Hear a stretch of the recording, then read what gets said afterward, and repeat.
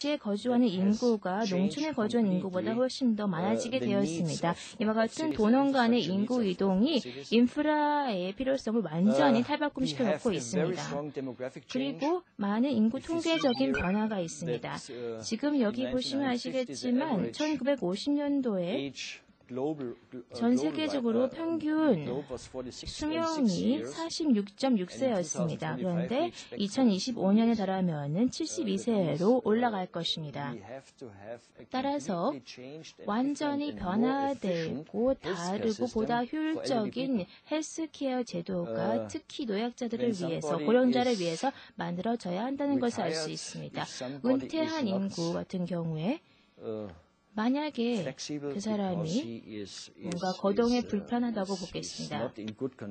뭔가 건강이 불편한 점이 있어서 거동이 불편하면 항상 그 고령자를 부축하기 위해서 누가 있어야겠죠. 하지만 그런 누군가가 미래는 없을 수 있습니다. 그래서 뭔가 다른 방편이 필요하죠. 그래서 가정 내에서 손쉽게 본인의 건강 상태를 파악할 수 있는 기계가 있어서 이 기계의 수치가 시스템으로 전송되어서 의사가 보고 어떻게 처치하라라고 지시할 수 있도록 하는 게 있을 것입니다. 그래서 댁 내에서 할 수 있는 헬스케어 시스템이 이제 필요한데 그런 시스템이 있어야지만 의료 비용을 절감할 수 있을 것입니다. 또 가장 우리로부터 두려움을 느끼게 하는 메가 트렌드가 역시 기후 변화입니다. 더 이상 이제 우리들은 기후 변화의 영향을 무시할 수 없고 이에 대해서 눈을 돌릴 수가 없습니다. 그렇다면 어떤 행동이 필요할까요? 사실 어느 누구나 지금까지 영위하고 있던 생활의 방식을 포기하고자 싶어하지 않습니다. 하지만 이와 같은 생활 수준을 계속해서 영위하자면 보다 많은 효율성을 확보해야 합니다. 천연 자원을 보다 효율적으로 사용해야 하고 또 에너지를 지금처럼 낭비해서는 안 될 것입니다. 뿐만 아니라 이제 교통 수단도 바꿔야 할 것입니다. 이렇게 많은 자동차가 지금의 연비로서 도로를 활보해서는 안 되겠습니다. 이와 같은 교통과 기타 시스템에 대한 변화가 요구되고 있는데요. 이런 변화는 여러 가지 애플리케이션 상에서 이루어져야 합니다. 저희 지구를 구하기 위해서 꼭 필요한 조치입니다. 이 세 가지 메가 트렌드 중에 우리는 저희 회사에서 뭘 해야 하는지 한번 정의해 봤습니다. 먼저 헬스케어에 대해서 말씀드리겠습니다.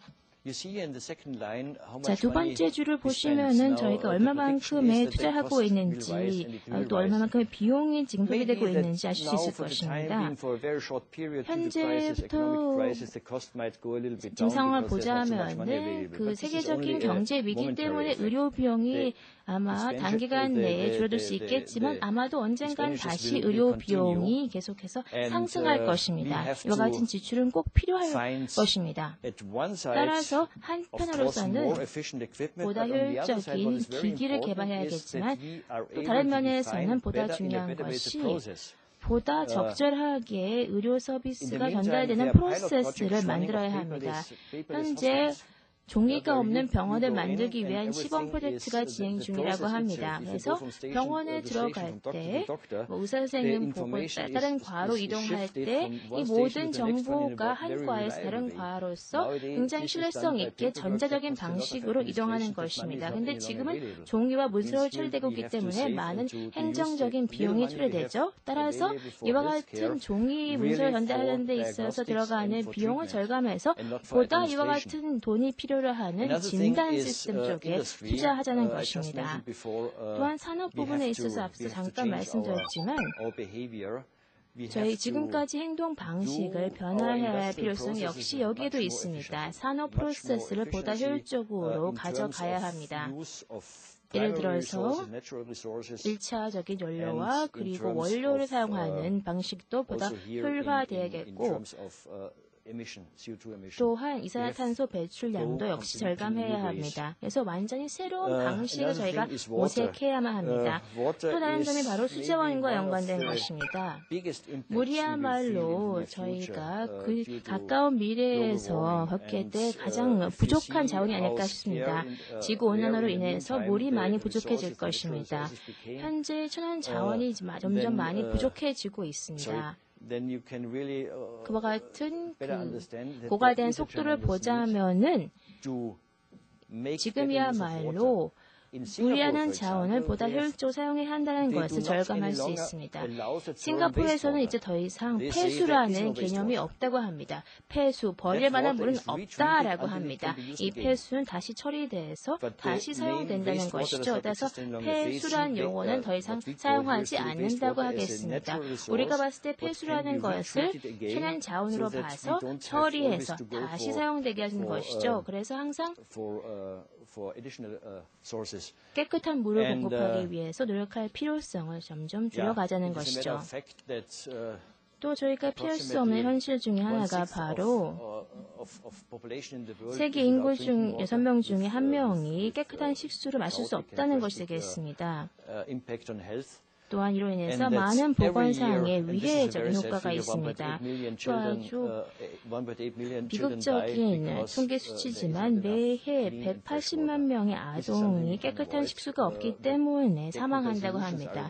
기술적으로 이 문제를 해결할 수 있는 방편이 마련되어 있습니다. 이제 필요한 것은 이를 도입하고 돈을 들여서 도입할 의지가 있느냐 여부이죠.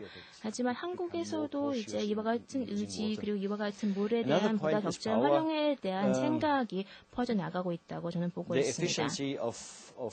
또한 화석 연료를 사용해서 발전하는 발전소에 있어서 역시 변화가 필요합니다. 지금까지 우리가 이제 수증기를 사용해서 아니면 석탄으로 해서 발전하는 발전소를 봤을 때 효율성이 한 30%밖에 되지 않는다고 하는데요. 이제 첨단 기술 사용하면 50% 이상의 효율성을 확보할 수 있기 때문에 많은 기술이 이제 있고 또 특히 한국에서는 다행인 점이 바로 원자력 발전이 가능하다는 것입니다. 원자력 발전이야말로 친환경적인 기술입니다. 왜냐하면 이산화탄소 배출이 전혀 없기 때문입니다. 그 외에도 풍력 에너지도 저희가 생각해 봐야겠고 또 태양 에너지도 생각해 봐야 할 것입니다. 그 외에도 지열 사용한 발전소에 대해서 모색해 봐야 하는데 한국에서는 이와 같은 새로운 옵션, 특히 지열 사용하는 발전소에 대해서는 고려가 조금 부족한 것 같습니다. 어쨌든 석탄과 가스를 사용한 발전이라는 개념으로부터 조금 더 벗어나야 할 것 같습니다. 왜냐하면 이는 굉장히 희귀한 연료로서 많은 오염을 처리할 수 있기 때문입니다. 자, 이제 교통에 대해서 말씀드리자면요. 한국에서는 매일 아침 출근길에 많은 교통체증이 있고 또 역시 퇴근길도 마찬가지입니다. 또 미국의 경우에 보면은 35억 시간을 연간에 교통체증 때문에 차 안에서 머물면서 허비한다고 합니다.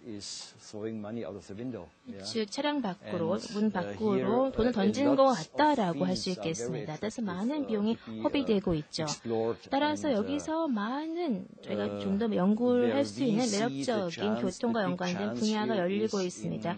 특히 가장 큰 기회가 보이고 있는 부문이 바로 지능형 통합 시스템을 만드는 것입니다. 예를 들어서 만약에 서울에서 베이징을 가고 싶다라고 한다면은 그 구간에서